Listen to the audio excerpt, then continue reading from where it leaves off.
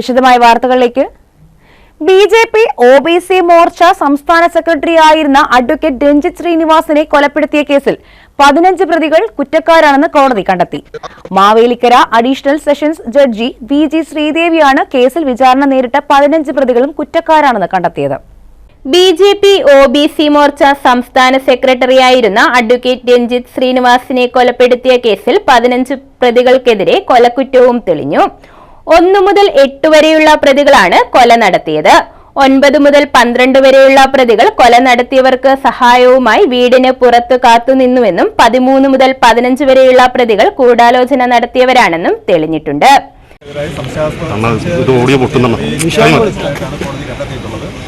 അതിൽ രഞ്ജിത്ത് ശ്രീനിവാസനെ പുരയ്ക്കകത്ത് കയറി കൊലപ്പെടുത്താൻ നേതൃത്വം കൊടുത്ത 1 മുതൽ 8 വരെ പ്രതികൾക്ക് 92 എന്ന് പറയുന്ന കൊലപാതക കുറ്റം നേരിട്ട് ചെയ്യാൻ സാധിച്ചിട്ടുണ്ട്.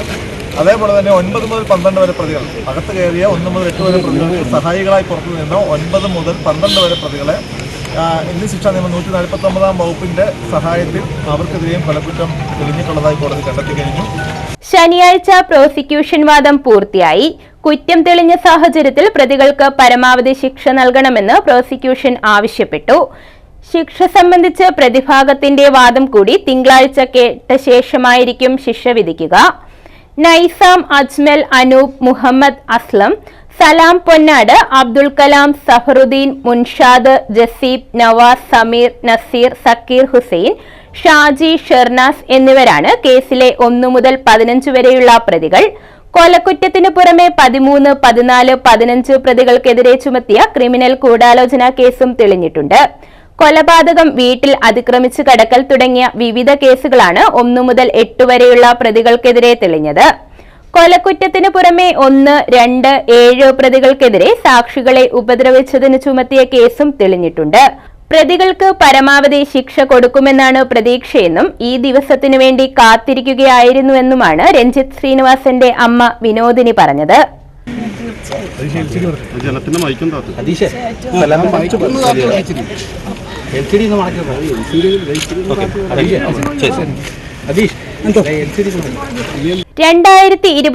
ഡിസംബർ 19 രഞ്ജിത്ത് ശ്രീനിവാസനെ ആലപ്പുഴ വെള്ളക്കിണറിലുള്ള വീട്ടിൽ കയറി അമ്മയുടെയും ഭാര്യയുടെയും മകളുടെയും മുന്നിലിട്ട് വെട്ടിക്കൊലപ്പെടുത്തുകയായിരുന്നു.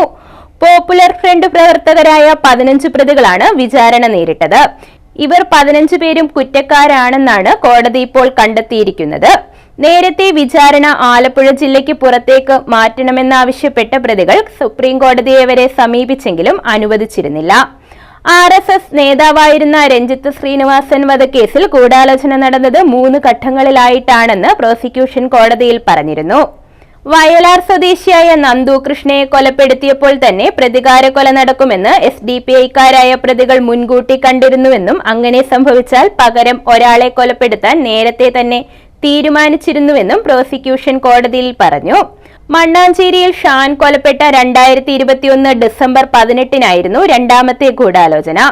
ഈ കൂടിയാലോചനയിലാണ് രഞ്ജിത്തിനെ വധിക്കാൻ തീരുമാനിച്ചത്. അന്ന് രാത്രി ആലപ്പുഴ റെയിൽവേ സ്റ്റേഷൻ റോഡിൽ പ്രതികൾ വീണ്ടും ഒത്തുകൂടിയെന്ന് പ്രോസിക്യൂഷൻ പറഞ്ഞു. അർദ്ധരാത്രി രഞ്ജിത്ത് ശ്രീനിവാസന്റെ വീട്ടിലെത്തിയ സംഘം കൊലയ്ക്ക് അനുകൂലമായ സാഹചര്യമല്ലെന്ന് കണ്ട് മടങ്ങുകയായിരുന്നു. തൊട്ടടുത്ത ദിവസം പുലർച്ചെ 6 വീട്ടിലെത്തി ആക്രമിക്കുകയായിരുന്നു. ആലപ്പുഴയിലെ BJP നേതാവും അഭിഭാഷകനുമായിരുന്നു രഞ്ജിത്ത് ശ്രീനിവാസൻ. കൊലപാതകത്തിൽ പ്രതിഷേധിച്ച് പ്രതിഭാഗത്തിന്റെ വക്കാലത്ത് ഏറ്റെടുക്കാൻ ആലപ്പുഴ ബാറിലെ അഭിഭാഷകർ ആരും തയ്യാറായിരുന്നില്ല. ഇത് കേസിന്റെ വിചാരണ അനിശ്ചിതത്വത്തിലാക്കിയിരുന്നു. ഇതേ തുടർന്നാണ് കേസ് ആലപ്പുഴ ജില്ലയ്ക്ക് പുറത്തേക്ക് മാറ്റണമെന്ന് ആവശ്യപ്പെട്ട് പ്രതികൾ ഹൈക്കോടതിയെ സമീപിച്ചത്.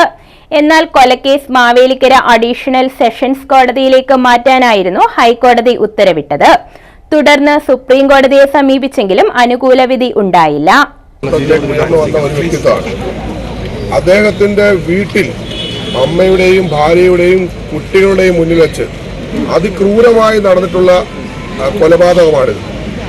PFI ഇന്ന് കേന്ദ്ര ഗവൺമെന്റ് നിരോധിച്ചില്ല എങ്കിൽ ഒരുപാട് ഇതുപോലെയുള്ള സംഭവങ്ങൾ കേരളത്തിൽ ഭാരതത്തിൽ ആവർത്തിക്കാമായിരുന്നു എന്നുള്ള കാര്യത്തിൽ യാതൊരു സംശയമില്ല. ഇതിനകത്ത് സത്യസന്ധമായിട്ടുള്ള അന്വേഷണം നടത്തി നിയമവിദഗ്ധർ, പ്രിയപ്പെട്ട പ്രോസിക്യൂഷൻ അടക്കമുള്ളവർ ആത്മാർത്ഥമായിട്ടുള്ള പരിശ്രമം നടത്തിയതിന്റെ ഫലമാണ് ഈ കേസ് തെളിയിക്കാൻ കഴിഞ്ഞിട്ടുള്ളത്. ഈ വിധി ഈ കുറ്റക്കാരാണ്, ഈ 15 പ്രതികളും കുറ്റക്കാരാണ് എന്നുള്ള കണ്ടെത്തൽ തീർച്ചയായിട്ടും ആശ്വാസകരമാണ്. ഭാരതീയ ജനതാ പാർട്ടിയെ സംബന്ധിച്ച് ഈ തീവ്രവാദത്തിനെതിരായിട്ട് വളരെ ശക്തമായിട്ടുള്ള നിയമപരമായും രാഷ്ട്രീയപരമായിട്ടുള്ള പോരാട്ടം തുടരുക തന്നെ ചെയ്യും. യാതൊരു വിട്ടുവീഴ്ചയും അക്കാര്യത്തിൽ ഉണ്ടാകില്ല. News bureau, Mannar.